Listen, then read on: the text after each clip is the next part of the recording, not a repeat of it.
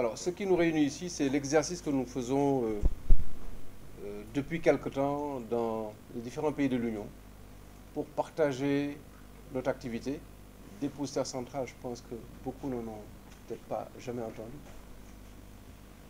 La bourse, oui. On entend parler de la bourse. Alors, peut-être pour faciliter l'exercice de compréhension, on va, ça c'est le déroulé de la présentation. 5 points, mais n'hésitez surtout pas à m'interrompre. Je pense que transformons cela en échange plutôt qu'une présentation de diapositives. Donc n'hésitez surtout pas à m'interrompre.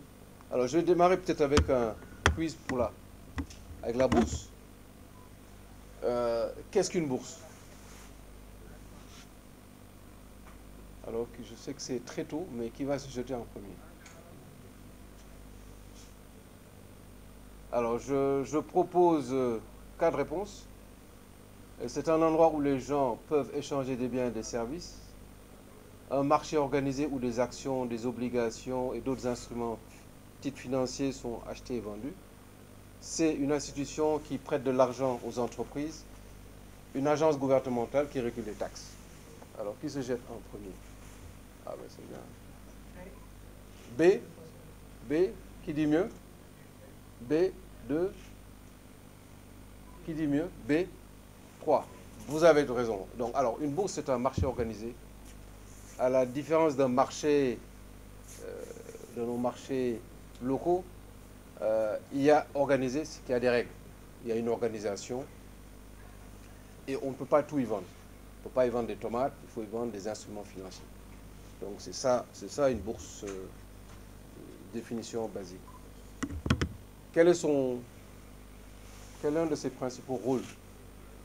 A. Offrir des conseils en matière de gestion d'entreprise. Fournir un lieu sécurisé et réglementé pour l'achat et la vente de titres financiers. Contrôler les dépenses publiques. Établir les politiques fiscales pour les gouvernements. Qui se jette? B. B. On est d'accord. Donc c'est un lieu sécurisé, donc il y a des règles, c'est réglementé, il y a un régulateur, et on achète et vend des instruments financiers, on ne vend pas de tomates, pas de riz. Ça, c'est d'autres types de marchés. En général, ce qu'on appelle des commodities market, des marchés de matières premières. Alors, qui peut y participer?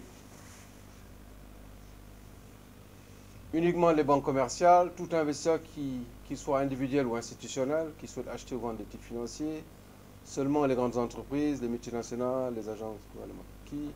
Qui peut participer aux transactions dans une bourse? Je crois que c'est une coïncidence, c'est parce que c'est Biraïm. Toutes les réponses sont B. Enfin, effectivement, c'est B. Donc ça nous permet de mettre une image. C'est quoi une bourse? C'est un lieu organisé, réglementé, où on peut échanger des instruments financiers, que ce soit actions, obligations ou d'autres.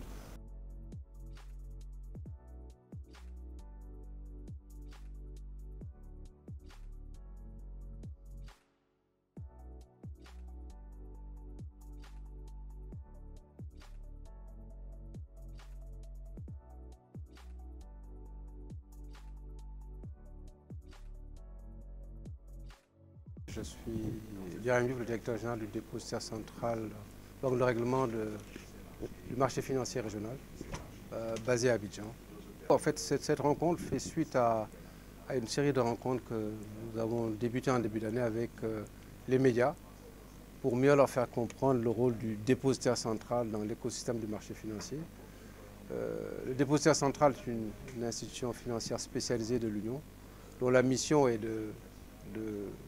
d'assurer la circulation des transactions et la sécurité des transactions sur l'ensemble de l'Union. Donc quand je parle de transactions, je parle des transactions boursières. Le marché se porte très bien. Si vous regardez les statistiques qu'on vient de partager avec vous, globalement, l'année 2023 s'est bien passée sur les différents segments du marché. Le marché obligataire a eu un petit recul, mais bon, ça c'est juste un effet temporaire. Mais globalement, si vous regardez également le volume des dividendes payés et puis des événements sur valeur payés aux investisseurs. Nous sommes à des volumes qui dépassent 1500, 1600 milliards, qui n'est non négligeable si on prend l'impact de ce volume ce volume payé à travers le système bancaire. Donc vous voyez tout ce qu'on peut faire avec ce volume d'argent s'il est redistribué à travers le système bancaire. Il est quand même assez compétitif, hein. Je ne citerai pas le cas du Sénégal comme ça, parce que si vous citez le cas du Sénégal, je veux dire que si vous prenez le cas de Sonatel, Sonatel fait partie des premières entreprises du marché boursier. Donc disons qu'on aimerait voir un peu plus de présence d'entreprises venant des autres pays, étant donné que c'est une bourse régionale. Mais je pense que les autorités sont au courant des stratégies et des ambitions du marché financier, puisque ce sont ces mêmes autorités qui ont mis en place ce marché. Donc il y a une plateforme qui existe depuis plus de 25 ans, qui a été créée par les pères fondateurs et qui joue son rôle en termes de privatisation, en termes de levée de capitaux, en termes également d'appui aux entreprises. Les perspectives du DCBR s'inscrivent globalement dans sa stratégie de digitalisation et d'interaction avec les investisseurs et l'écosystème. Alors, je donnerai peut-être deux exemples. Le premier, c'est nous sommes engagés dans un projet de digitalisation des opérations de souscription sur le marché primaire. Ça veut dire qu'on va permettre aux investisseurs finaux, qui sont vous et moi, de pouvoir souscrire, de participer aux opérations qui se dérouleront sur le marché primaire. Ce qui permettrait de développer la base, puisque même ceux qui ne détiennent pas des comptes pourront, à travers cette plateforme, ouvrir des comptes avec leurs intermédiaires. Ça permettra de développer la base des investisseurs locaux, qui est un apport important pour un marché boursier. Ce qui manque, je ne serai pas spécifique aux entreprises sénégalaises, mais d'une manière générale à nos entreprises, c'est une meilleure compréhension de l'outil marché boursier. Pourquoi je dis l'outil? Parce que vous avez deux supports dessus. Vous avez le support pour lever des capitaux et le support pour investir. Pour une entreprise, elle peut investir sa trésorerie sur des titres qui sont cotés. Pour l'entreprise qui veut lever des capitaux, c'est également une plateforme pour lever des capitaux. Donc c'est une plateforme qui devrait être, à mon avis, plus utilisée. Mais il faut se mettre dans un processus. L'avantage d'être coté, c'est que vous avez de la visibilité. Au-delà de la visibilité, vous avez quand même un pouvoir de négociation avec vos bailleurs traditionnels, que ce soit votre banque. Puisque quand vous êtes coté, vous êtes transparent. Donc le banquier sait que vous communiquez périodiquement et que toute votre activité est dans le public et que vous avez des règles de gouvernance minimales que vous adoptez.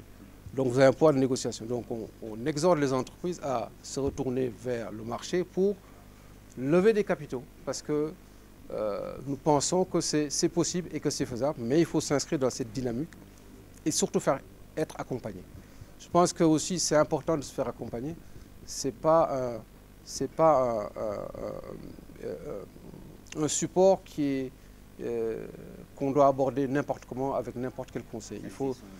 Il faut s'inscrire dans la dynamique, se rapprocher des spécialistes du marché qui sont les sociétés de gestion d'intermédiation pour être accompagné. C'est important, il faut se faire accompagner. Il ne faut pas y aller tout seul et l'obligation c'est de se faire accompagner.